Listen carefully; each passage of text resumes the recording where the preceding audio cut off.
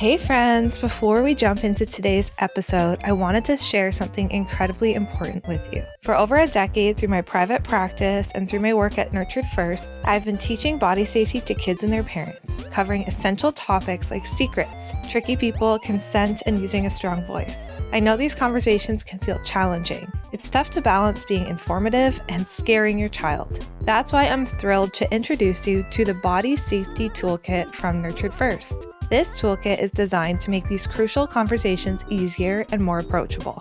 With engaging coloring sheets, activities, games, and helpful scripts, it's all crafted to teach your child about body safety in a way that feels safe and empowering. Through this Body Safety Toolkit, it's a printable toolkit. Your child will learn the difference between secrets and surprises, how to identify unsafe behavior, how to use a strong voice and stand up for themselves, the difference between private and public body parts, what consent really is, and so much more. You can get your own printable copy of the Body Safety Toolkit today by heading to the link in the show notes. Also, we made a special code just for podcast listeners. Use the code ROBOTUNICORN to save 10%. Again, go to the link in the show notes and grab the Body Safety Toolkit at a special discount only for podcast listeners. Use the code ROBOTUNICORN, all one word, to get 10% off. Take this small step towards making a big difference in keeping your children safe and informed. All right, now let's get into the show. Hey, on today's episode, we are talking about something pretty serious. So I just wanted to give you a content warning. Today's episode touches on topics related to child sexual abuse. So if that is going to trigger you in any way, maybe today's episode is not the one for you to listen to, and maybe at a different time you can. But we wanted to give you fair warning before you just join in and listen.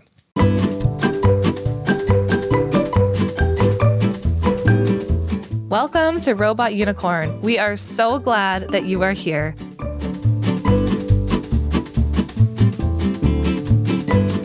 All right, to be honest, I don't really know how to start this one. Okay, maybe I'll preface this one. Yeah. So, the end of last week, I saw a news article about a local school in the area, and a principal was arrested for sexually assaulting an 11-year-old girl until the age of 14. And the police think that it's not just one girl that he did this to. So I know we talked about like other things that we wanted to discuss, but we felt like this was probably a good thing to discuss. Yeah, I think it's important to just be mindful that we're going to be talking about sexual abuse and assault and consent and all those related topics today. So if that's something that might feel triggering or like not the right time to listen to, this episode maybe is not for you right now. Yep. We think it's a really important episode, especially given in our personal lives, the conversations that have been happening ever since we read that article, and a lot of people that we know. Yeah, it's a small community, so we kind of like, we know, we don't know who it is, but we know people who are relatively close to the situation too, right? So we know people who are like impacted in various ways. Yeah. So Scott and I have just been thinking, we obviously have 3 daughters around that age. Yep. It's just a good conversation to have. So what I did yesterday was I told you not to go on the stories. Yep.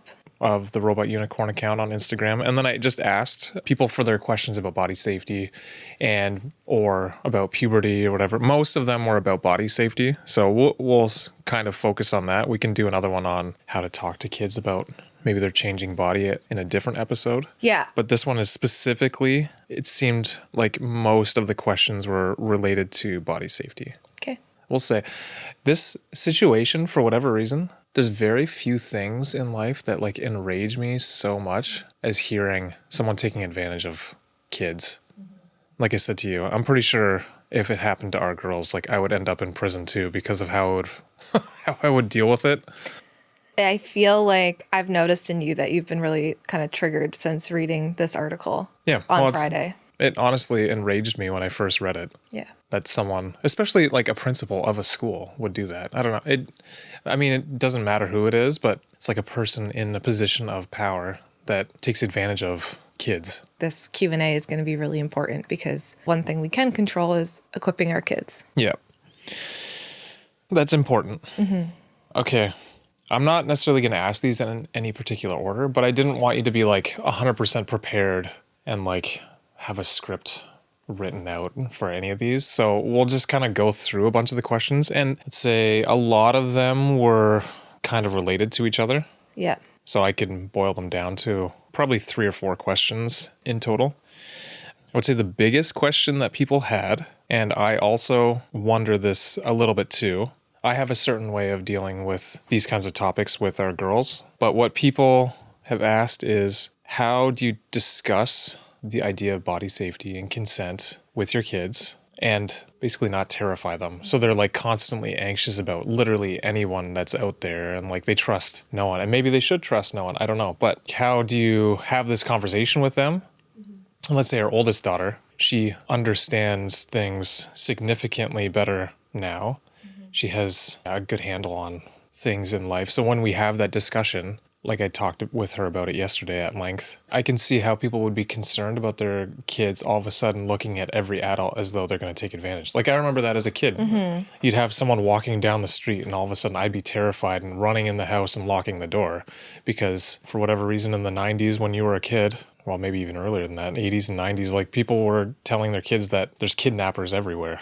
Yeah. Stranger danger, right? So how do you teach kids that not everyone is safe and you are allowed to say no if someone touches you, and you should bring it up to someone if they do? And like, how do you have that conversation with them and then at the same time not freak them out about every single person that's out there? Yeah, so I feel like that is one of the most common questions I get, right? We're so scared of taking away a kid's innocence or scaring them. And at the same time, we want to have these conversations. So what I would first off suggest to parents is to be very mindful about their own tone and their own energy that they're bringing into the conversation, right? So when you approach a child to talk about body safety, and this happens to a lot of parents, and they're fearful. So you're coming to your child because you just heard some story like what Scott and I just shared, right? That was actually a secondary, kind of a related question that a lot of people added into it. So it was like part 1 was, how do you make sure you have this conversation with your kids so that they're not terrified of everyone? And at the same time, a lot of them were asking, how do I make sure I'm not terrified of everyone that my kids are with? Right, absolutely. So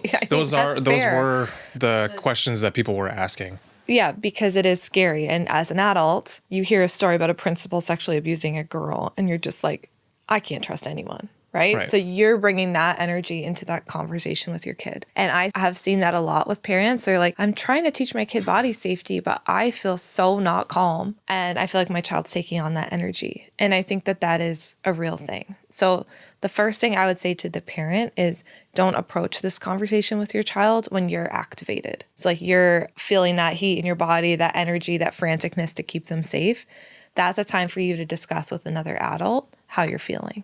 So for example, when you read that article and you're just feeling a lot of feelings about it, that's not the time to go to our oldest and be like, oh my goodness, this thing happened with this principal. And, Right. You know, like that's not the time. Well, I think she even asked when we were talking about it, and I said I would talk with her about it later. Later when you're calm. Yeah. And it's a calm, quiet moment. And I think parents, sometimes you feel this franticness to like get this information to your kids, right? Like I have to teach them about body safety and consent. So then we just say it in passing, or we say it when we're feeling frazzled, and that will create that energy in your child to be like, oh, my parents freaked out about it. Now I'm freaked out about it. Right. So I would say that's just one really simple thing. Like just like you would teach them about all sorts of other things, when you're teaching them body safety, try and have yourself calm first. Okay. So then the way I did it yesterday was probably the right way to do it. Yeah. Because I was quite factual about it with her and tried to explain a bit of the nuance so that she's not worried about literally every person that's out there. Yes. Well, that's good to know. Please keep going. Yeah, exactly. So what Scott did yesterday, Scott and I were having a conversation about it. Oh, I've been talking about it for like the past 4 or 5 days. So. We've been talking about it a lot. And then, of course, we don't realize our older daughter's listening. So that's actually on us. Something I would suggest to parents, including ourselves, is to be more mindful of the conversations you're having in front of your little ones, right? So that is on us, that we are having a conversation and we weren't being mindful that little ears were listening, because that can instill fear. Like I remember hearing my parents talk about some different things when I was even a kid or a teen. And when you don't have context about it, it can start to feel really scary to you, right? And I know you've had similar experiences overhearing conversations you shouldn't have as a kid. Yeah, for sure. Now, would you say, like, I don't know, for whatever reason, our kids, or at least the 2 older ones, have no problem asking us about everything? Like if they hear us talking about something and we say, hey, we will tell you, but you have to just ask us later at a different time. Like I told our oldest last night, I'll tell you before we go to bed and we'll have a conversation about it. Do you think that you were one to follow up on those things? Because I find that she's very good at actually doing that. So she has that personality, and our middle daughter kind of feels the same, maybe a little bit less. I feel like she's a little bit less. I feel like our middle daughter's a little bit more like how I would have been as a kid, like overhear it, stress out about it for quite a while, and then she'll probably bring it up to us. But she's also 3 years younger. Yeah. So is it fair? I think you're comparing our oldest, who's 7, getting closer to 8, and a 4-year-old. Right. Right. So that's quite a bit of difference in cognitive abilities, even just how they've developed over those 3-4 years. Right. So either way, but the key message is like, if you think your child's overhearing your conversation, tune back in with them. Be like, hey, did you hear us talking about something? Do you have any questions about that? Like, don't just let that linger if you think that little ears may have been listening in to a conversation about something like this. Again, back to the original question, if you don't want to scare them. Yeah. Right? So just be mindful of what they overhear, be mindful of the tone that you bring it to them. And then something else I would say to parents is I think we can get really caught up on the red flags. And it is important we can talk about what the red flags What do you are. mean? Like we tell kids, if anyone touches you without your consent, you have to say something to us. That's important to tell our kids. I see. Okay. But we're not necessarily saying like, what are the things that safe people do? Exactly. So I would say if you don't want to scare your kids, again, you can focus on what safe people do and how you feel around safe people. So I remember one time I was sitting next to our daughter and she was snuggling up on me on the couch. This is our oldest. And we're watching a show. We're drinking hot chocolates together. And I just said to her, how do you feel in your body right now? And she goes, I feel so cozy. I said, good. Like, take note of this safe and cozy feeling, right? This is a good feeling. Is that what you said? Yeah, I did. I said that. Okay. That's good. I said, take note of the safe and cozy feeling. And I said, who else makes you feel safe and cozy? And she lists off, grandma, papa, one of her aunts. She's listing off people that made her feel safe and cozy. And I think when we're having these conversations about body safety, we can do both. So we can teach kids what it feels like to be safe and cozy in your body. And then on the flip side, you can teach them what it feels like to not feel safe and cozy in their body. Their uh-oh feeling, that's what I call it. Mm-hmm. And so do both. And then that helps your child not just be scared all the time, but also know that there are good people out there that do want to make them feel safe and cozy, right? So I think we can do both, and that balance can help make it not a conversation that's rooted in fear. Yeah, okay. I can understand that. So one other common theme in these questions was, what age do you actually start having these conversations? Because in this situation, we're talking about child sexual abuse with this local school. So when is an appropriate age to start talking about that kind of thing with your kids? Like private versus public settings, the different parts of body safety and consent. When do you have each of those discussions? Yeah. I mean, I feel like when we grew up, it was this one-time conversation that you have with your parents, if you have it at all, right? It's like, okay, we're going to have the sex talk, and it's a one-time conversation. And that's kind of like, you've had this big talk. Not different, though, from, like, the sex talk is different from body safety talk, isn't it? I mean, they're maybe somewhat related, but I don't know. Like, I find that body safety is a different discussion. I see it differently. I see it as just this evolving conversation that might eventually turn into the sex talk. And we were going to do a whole separate episode on puberty and that sex talk and all of that. But I see it as people are like, when do I start having this conversation? I think you start having the conversation early on when your children are babies. So when they're babies, your purpose is just to get yourself comfortable having these conversations, right? Saying anatomically correct names, saying things like penis, vulva, vagina, all of those things that make parents feel so uncomfortable because a lot of parents don't even feel comfortable using those words. Mm-hmm. So in the baby age, you're naming anatomically correct names. You might even stand up for your baby if you have older kids, right? And they're touching. You might be like, oh, notice how the baby's pulling away? They don't want touch right now, right? So you're starting to narrate out when... Yeah, I guess even with like our toddler, we're saying that to the older girls when they try and hug her and she's saying no. Yeah, right. Yep. So when our toddler's like, no, hug, we're like, oh, notice how she's pulling away and she's saying no, that means she doesn't want to hug right now. So you can start narrating out simple acts of body safety inside of your home, right? Yeah. Or like even within yourself, like, oh, right now I don't want to be touched. And that's okay. I'm allowed to say no to a touch too, right? So just narrating that out in your home. I would start that with the baby age. Okay. Then you move into the toddler age.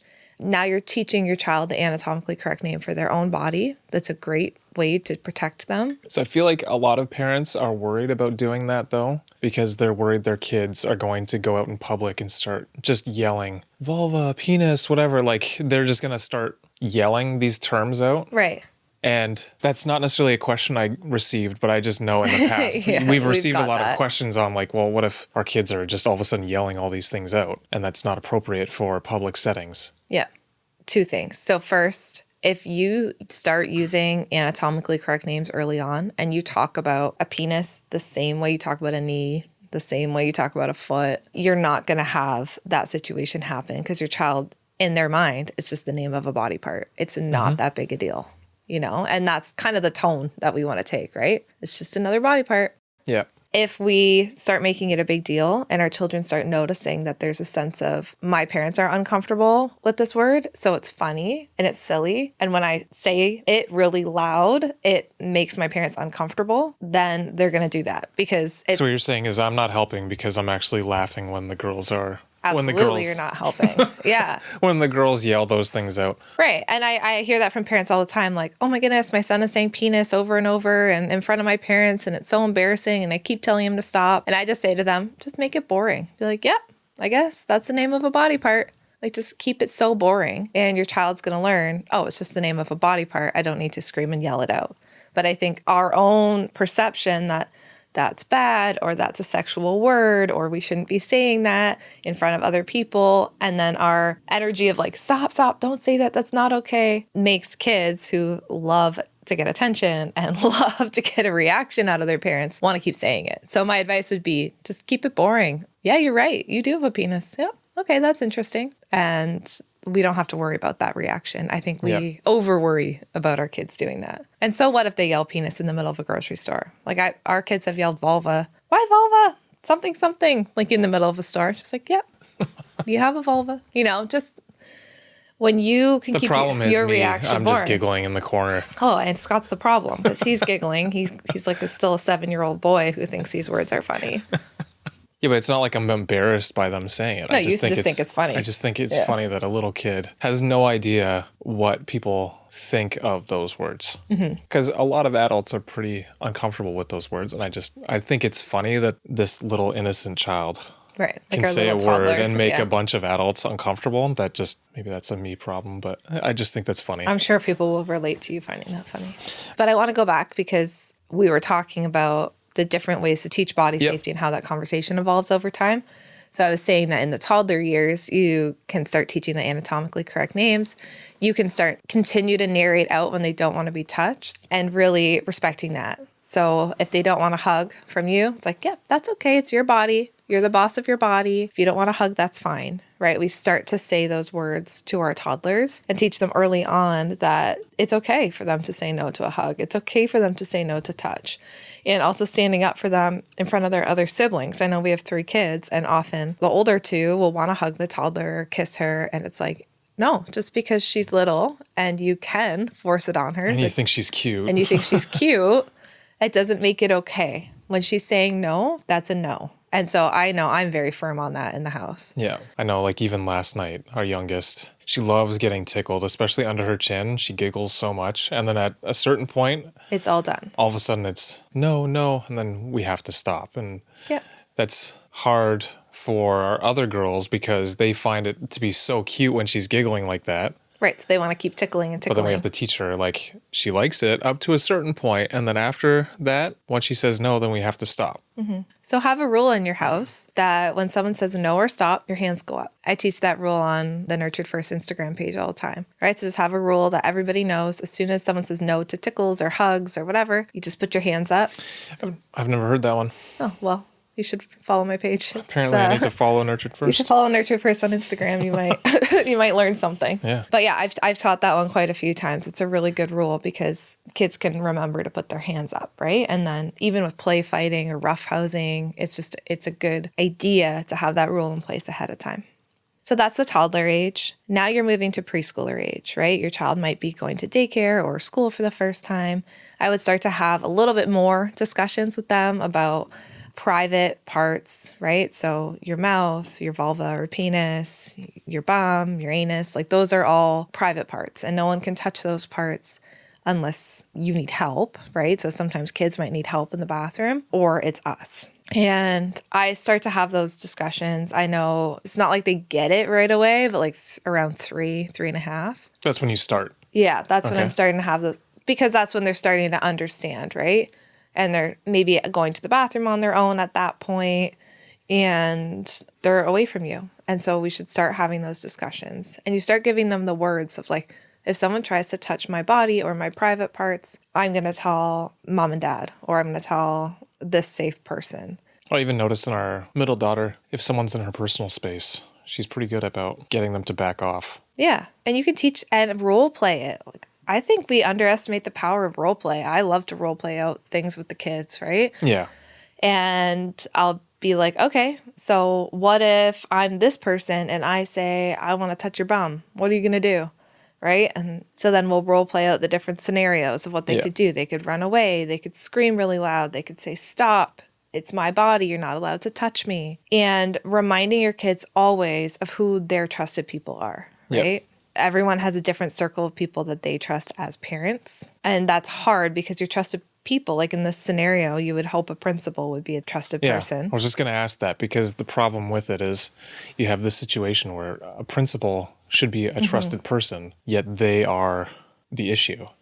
How do you teach them that, like, even though someone's a leader, like someone's in charge, doesn't necessarily mean that you can trust them? Like, how do you help them differentiate that? I think you can say just that. Just because someone's your teacher or your principal or your camp leader or whoever, that doesn't mean that they're your trusted person that you're going to come to. That doesn't mean that they are bad people, but our trusted people are people that we know deeply and that know us.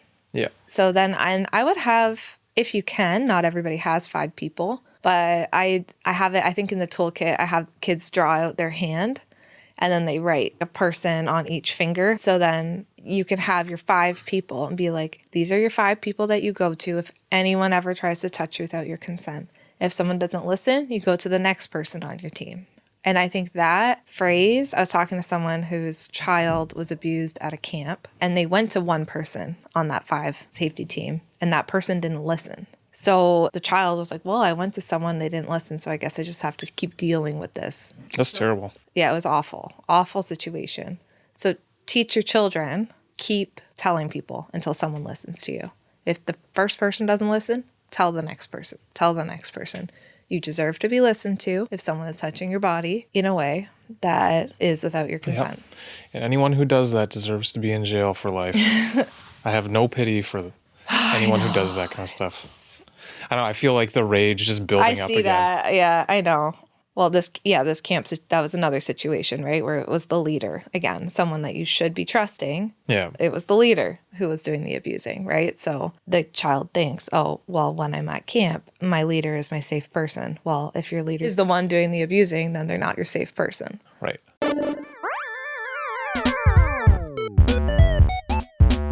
Hey friends, I'm interrupting today's show for a minute because I wanted to remind you about our body safety toolkit. As you may or may not know, outside of being the host of Robot Unicorn, I am also the founder and CEO of Nurtured First. Through Nurtured First, we provide educational resources like courses, blogs, and printable toolkits to help parents and caregivers raise children in safe and loving homes. Just over a year ago, the team at Nurtured First and I created the Body Safety Toolkit. This toolkit is meant to help you teach your child all about body safety and help them learn how to stand up for themselves, identify abuse, and keep their bodies safe in a very approachable and non-scary way. Here's a few quick facts. It's meant to do with your children. It's not a course. It's a printable toolkit filled with coloring and worksheets and games and activities. It was created for kids aged 3 to 9. It covers how to teach your kids about consent, strangers, using a strong voice, private places, red flags, and more. I've used this toolkit with my own daughters to help them learn about body safety. I love seeing their confidence to say no and stand up for themselves grow as we've used this toolkit. To grab the printable toolkit Simply head to the show notes and you'll see a link for the Body Safety Toolkit. Plus, just for you as a podcast listener, use the code ROBOTUNICORN, all one word, no spaces, to save 10% on the toolkit. Again, use the code ROBOTUNICORN to save 10%.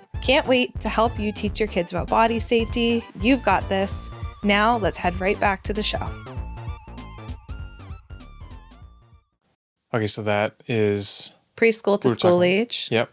And then I would really keep those conversations fresh too in your kid's head. I feel like at least once a week, we're having a little bit of a body safety discussion. Yep. And then as you move to school age and then your child's getting a little bit older, you might start to have a little bit more of those advanced discussions, right? Because the one that I had with the one you had last night. Yeah. And maybe you can talk about, well, I know people love when you role play. Maybe we can role play out that discussion a little bit. I had 4 messages this week being like, we haven't heard a role play in a while. Tell Scott that we miss it. And the problem is, I saw, was it someone on the Robot Unicorn page was saying something about, I love it when Scott does that, but I would never do it. Yeah, exactly. I know.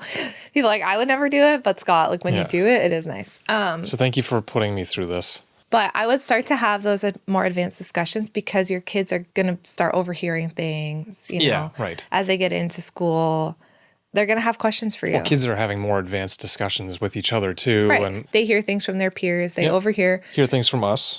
They overhear something on a TV show. Oh, what's that? Yeah.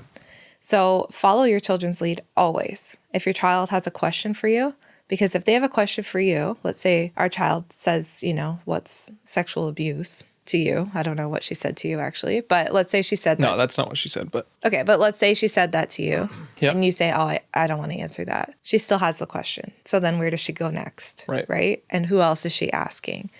And what I always advise parents on, whether that's the puberty discussion we'll have in a later podcast or the body safety discussion, is you want to be the expert. You want to be the person that your child goes to. Because if they start asking you questions and you shut it down and you're not comfortable with it, they're going to keep asking. And then maybe they get the answers from the wrong people. That sounds unrealistic to me. In no world am I the expert on puberty, especially in girls, right? So that discussion, that's why we want to have another podcast on that. Yeah, we keep referring to it, yeah. I keep hearing things in the office. I'm the only guy that works in this office, and there's discussions that you're all having about. You're surrounded by women all the time, different things, and what was the one thing that period underwear. Yeah, I'd never heard of that before. And then also there's something in a bathroom stall that. In women's stalls? Yeah, the garbage can in the bathroom stall. Well, how would I know that? I've never been inside of a women's washroom, so then I would never know. Yeah, he didn't know that there's a special garbage can for pads and tampons. So then how would I know to say you need to be the expert? I feel is a little bit unfair, unrealistic, because at least in the puberty discussion, I know next to nothing about. Okay, so maybe expert's the wrong word, but maybe the leader of the discussion. So let's say our daughter comes to you and says, Daddy, what's a period? And in that moment, you're like, it's earlier than I thought. I'm not ready to have this discussion with you yet. And you say, you know what? Thank you. Always say this. Thank you so much for asking me. I love that you asked me this question. I am going to get you the answer. I just need a little bit of time to think about it. But I'm going to make sure that we have this discussion together. Yeah. That's the key to being the leader. It's not that you have to have every single answer. Okay, I feel like that's more realistic. That's how I answer our girls if they ever have questions. On anything, right? Anything. It's pretty rare that I will not answer any question that they have. Mm-hmm. And sometimes I'll be like, I actually don't know the answer to that. And then I'll say, give me a little bit and then I'll look it up. We can talk about it after I've learned a little bit more myself. Exactly. And that's how you'll be viewed as the expert or the leader, right? Because you're willing to be like, thank you for asking me. I don't have the answer quite yet, but I will get you that answer and we'll figure it out together. Let's say it is the period discussion and you're a single dad and you're like, I don't have anyone that's going to help me come up with this answer. So you guys do research together or you read a book together or something like that, just to show your child you can come to me for the answers. Yeah. And I'm not so uncomfortable. So whether that's the body safety conversation too, I'm not so uncomfortable that I'm going to shut this down. Yeah. Because I think historically, if something's been uncomfortable or tricky, we've been like, shut that down. I don't want to talk about that because I'm too uncomfortable, right? So that's the work we do as parents, which can be hard work. I feel like I don't shy away from those kinds of things. Like if the girls have any question at all, it's not like I shy away. Maybe the sex discussion when we Right. end up having like that But discussion. what will if be our a little- oldest came up to you tomorrow and was like, Daddy, what's sex? Right. Would you have an answer for her? No. Right. And that's okay. But you can't say, well, you're too young to know about that. Right? Like, what would you say? And what would you say? That Mom and I have to come up with a way to discuss this with you. Right. Okay, let's role play this out. Are we talking about consent though? Right, but this is along the lines, right? So she Right. hears you talking about sexual abuse, Yeah. right? She overhears the conversation. She's school age. She's going to be 8 this year. And so she says, Dad, what's sexual abuse? I heard you and Mommy talk about it. Can you tell me what it is? I actually think we did have it. We did talk about that last night in our discussion. Honestly, the thing that I did with her last night is she asked me and I said, how about let's have this discussion when your siblings, like the other girls, are asleep Right. or not around so that I can just have this conversation directly with you. Because Yeah. I feel like our middle daughter is too young to actually have that, just like talk about that around her at this point. Yeah. I just told her, let's talk about it before you go to bed and we'll have a discussion about it. And that's what we did. That's my initial response was, let's talk about this later tonight Yep. when no one else is around. And that's fine. Yeah. And then what did you say to her when? Well, I explained the situation with the principal and what happened, and she had a whole bunch of questions, and I tried to answer all of them. I would say the way I typically answer any question for her or for any of our girls is more with terms they'll understand and just kind of factually. Like I explained the situation about this principal touching a young girl for several years, even though he wasn't supposed to. And now he was arrested by police and whatever. Anyways, I went through the whole story, and then she had questions about like, well, how did he touch her? And like, yeah. So how did you I respond said, to well, that? I don't know, but it's not an appropriate thing for, like we had the discussion about private parts and who can and cannot Touch your private parts. touch your private parts and all that. And we had that whole discussion. And then I tried to explain like this person did that, touched those parts of this girl. And whatever. Anyways, we had a long discussion about it. Like it was probably 30 minutes that we talked about it. And she just had tons of questions and I just tried to answer it factually and in a way that hopefully would not scare her. And then I asked her at the like closer to the end, how do you feel about all of this? And she's like, I feel really sad for that girl. Yeah. I was like, yeah, that makes sense. And she's like, and I feel a tiny bit worried. And then she had some reason for not like being super worried about it, but just like a little bit. Yeah, I think we can explain it to our kids, like those kind of trickier conversations. I'm telling this to you so that you know that if anything like this were to happen to you or a friend, that you would tell us right away so that it wouldn't happen for so long. Oh yeah, we had that discussion right? too about like it's important that you tell your parents. We did actually role play out a bit, and then I said, well, what if the person says they're going to hurt your parents? Because that's apparently a common thing that people Yes. in these positions will say. And then she knows that she's allowed to lie in that situation and say, okay, I won't tell my parents, but then she will anyway. Yeah, that brings up another point as we're talking about the school age, like these Yep. older kids. Something that's really important for us to know as parents is like predators, groomers, what they're going to say is things like, this is our secret. They're probably going to get your child to try and keep a secret first, like a small secret, right? So the no secrets rule, we actually implement like early on Yep. at like the age of 3. It's like, we don't keep secrets in our home. If someone asks you to keep a secret, tell us right away. Yep. So then it's even something as simple as grandma asks them, like, don't tell your mom I gave you a chocolate bar. And the kids come, Yeah. Grandma said that she's not Yeah. to tell you that we had a chocolate bar. That didn't even happen. But, you know, Our like, kids definitely tattle on everyone. yeah, yeah. And that's okay, right? Because in our home, we don't keep a secret. And then I will test the kids and I'll say, well, what if someone tells you that if you don't keep this secret, something bad will happen to mom and dad? Because that is a common lie that a predator will say. And they'll be like, well, I'll still tell you right away. Okay, well, what if someone says that if you tell mom and dad, everybody's going to hate you and no one's going to believe you? Then what? Right? So I actually like to give the language to the kids that I know predators might say. So things like, everyone's going to hate you. You made this happen. It's your fault. That's common. You need to keep this secret. Something bad is going to happen to your parents. Something bad will happen to the school.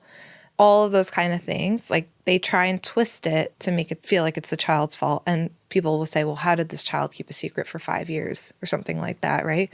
well, they keep a secret because they truly believe, because this predator has made them think that it is their fault. Yeah. Or I remember working with a kid who the predator in this situation had said, something bad will happen to your parents.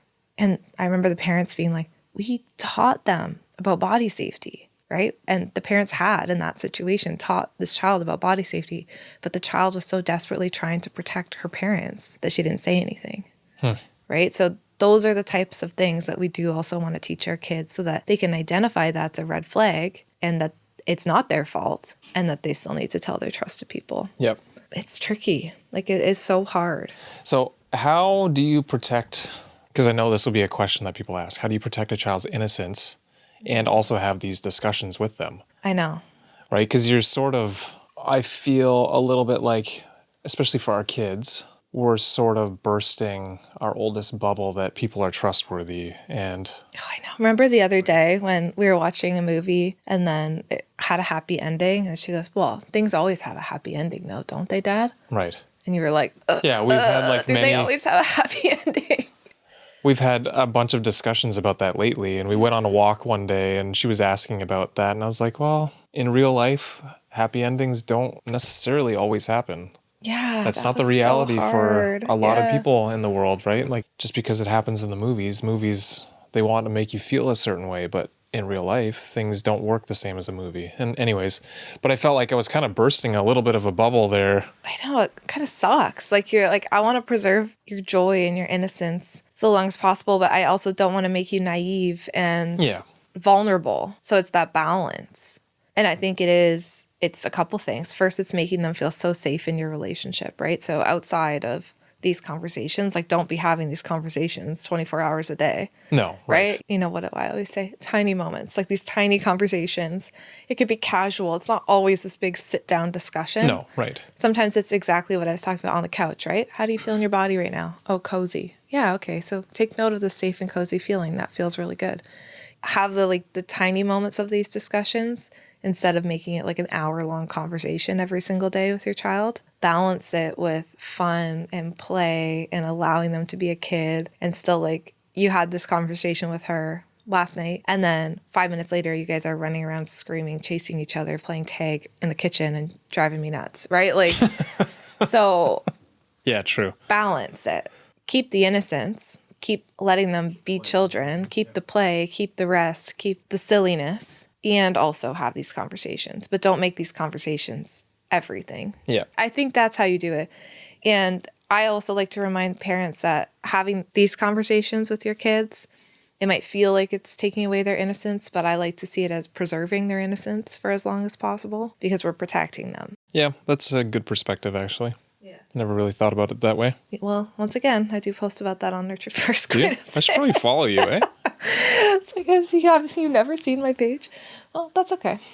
I learn something new every day on this podcast. It's good. You shouldn't follow so that you can learn things for the first time on the podcast.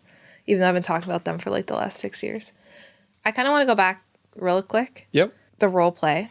So we didn't really do a full role play, but I kind of want to role play out how you could answer your child if you didn't have an answer right away. So why don't you ask me a tricky question and I'm going to pretend to be a parent that doesn't have an answer to that question. Well, didn't we already do that? I felt like we already kind of did that. Well, I didn't give what I would want parents to say. That's why I want you to do it to me.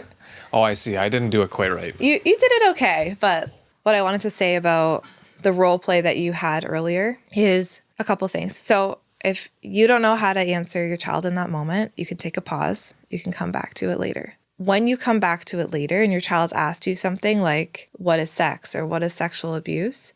Start by asking your child what they already know.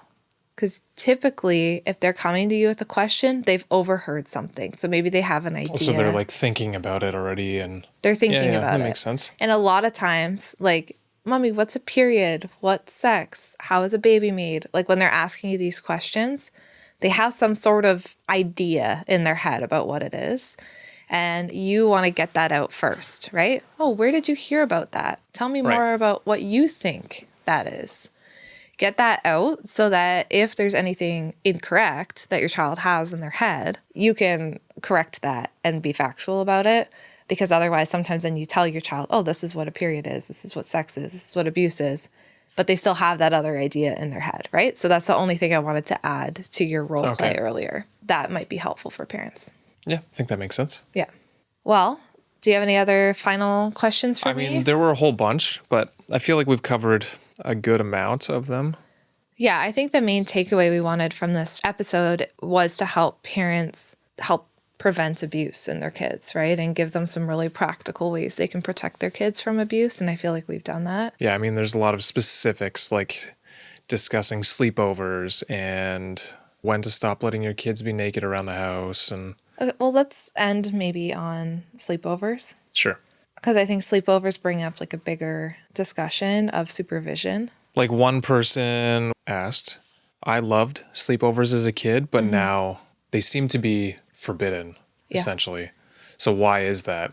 Wasn't it interesting this weekend when my parents were over and they were just like, I don't know if you should let your kids have sleepovers. I thought that was so interesting, seeing as we were allowed to have sleepovers as a kid. And then my mom was telling me one story about how there's one place I went for a sleepover and she couldn't sleep all night because she was so worried about it. And she's like, I felt like I was so naive up until that point. And then you were there and I was like, should I go get her? It's the middle of the night. I don't know what's happening. And even my own parents were like, we don't love it for your kids, even though you did it as a kid, you know? I think we just have more knowledge and awareness now. And things like sleepovers and unsupervised time with other kids. It's even like, hey, kids, all you kids, go play in the basement and, don't come upstairs and bug the adults. Those are the times when things can really happen. And so we do want to be mindful of that. And even if that makes you not the fun parent, I would rather be not the fun parent than put my child in a potential risky situation. So are you saying what this person asked, that's accurate? Like you would essentially forbid sleepovers? I wouldn't forbid it. I mean, our daughter has done a sleepover, so I would not forbid it, but I would be very cautious about it. So for me personally, if my daughter's having a sleepover somewhere, I would want to know the parents very well. I'd want to understand exactly what they're going to be up to during the sleepover. I'd want to have previous interaction with the child. So I probably just wouldn't send her to a sleepover with a child at school. Like with the child that she's sleeping over with the child that she's sleeping over with, right? Because I'd want to know what that child is like. So in the example that when our child did have a sleepover, we are A, very close friends with the parents. Yeah. So we know them super, super well. B, we've had this child over to our house many times. So we know the child very, very well. Yep. And we felt comfortable in order to let her sleep over there because we have that relationship with that family. Right. And we've known them for several years at this point. Whereas, let's say it was just a random kid at school. It's not to say that there's anything wrong with that child or their family, but we don't know the child, we don't know the parents, we don't know the situation. So just to say, yeah, you know what, after school, I'll head on the bus to their house and have a sleepover, which is maybe what we did as kids. Well, I don't know, you probably didn't do sleepovers, but no, not really. What many girls at least did as kids, I would not do that anymore. You know, I would be very uncomfortable with that. And even further, I think a way to help with that is we will be the house that kids can come to. Right? So if our daughter wants to have a play date or a sleepover, I would love to be the home that we have those things at so that it doesn't feel like, oh, my parents are so scared. I can't ever see friends. I can't ever hang out with them. And then as we are the home that has the friends over, once we start to get to know their parents and feel more comfortable, then, hey, maybe it'll happen. Maybe it'll happen, right? So I wouldn't say I have like a blanket, like sleepovers are forbidden. Playing alone with your friends is forbidden because I do think that there is a piece of that is some of the best parts of childhood. But we do want to be the leaders in that as well. And things like playing in the basement alone with friends that we don't know, having access to devices that we don't know about, like all of these different things can be risky. Like even a sleepover at a friend's house and the friend has a computer in their room and let's say they're gaming all night long and who knows what they get up to, right? So those are the things that I would be very mindful of as a parent and just keep an eye on it. Don't just take a step back and be like, oh, kids will be kids. So that's my advice on that. I don't know. What do you think? No, I think that makes sense. That seems logical to me. It's not so black and white, right? Yeah. I feel like people are like, oh, Jess, you're such a party pooper. You don't let your kids do anything and you're no fun. It's not that. Yeah, we're more cautious and we are aware that the world is not perfect. So we Yeah. treat it as such, but we try and arm our kids with knowledge that, like you said, will help preserve their innocence then Right. for longer. And sometimes I feel like it's hard because, let's say you grew up in an abusive home. I'm a therapist who's worked with many children who have been in abusive. So we have this very cautious lens. Yeah. Well, and for me too, I grew up literally trusting 0 people. Yeah. So that's something that for my lifetime now will be something I have to work on, is the ability to actually trust anyone else. But when it comes to your kids, it's good to maybe err on the side of, I need to get to know you before I trust you. Yeah, with my 100%. kids, right? Yep. And this will be another podcast that we've talked about recording, but giving our kids a better life than we had. Yeah. That discussion and the nuance around that. But I feel like we err on the side of caution to help make their lives even better. Exactly. And like we said, preserve their innocence. Yep. So I think this is a good spot to wrap up. Yep. We covered a lot here. Keep sending in your questions. And like we mentioned a couple times, we do want to do a puberty episode. So send in your puberty related questions. And thank you so much for listening. And if you're feeling triggered like Scott was, or kind of escalated, try and take some deep breaths as you finish this episode. Remind yourself that right now, you and your kids are safe. Everybody's safe. And we're doing this and we're teaching these tools to help continue that safety and preserve that innocence, right? So just tune in with your body, take some deep breaths, and just know that you're doing a really good job. Thanks for joining us. Thanks for listening.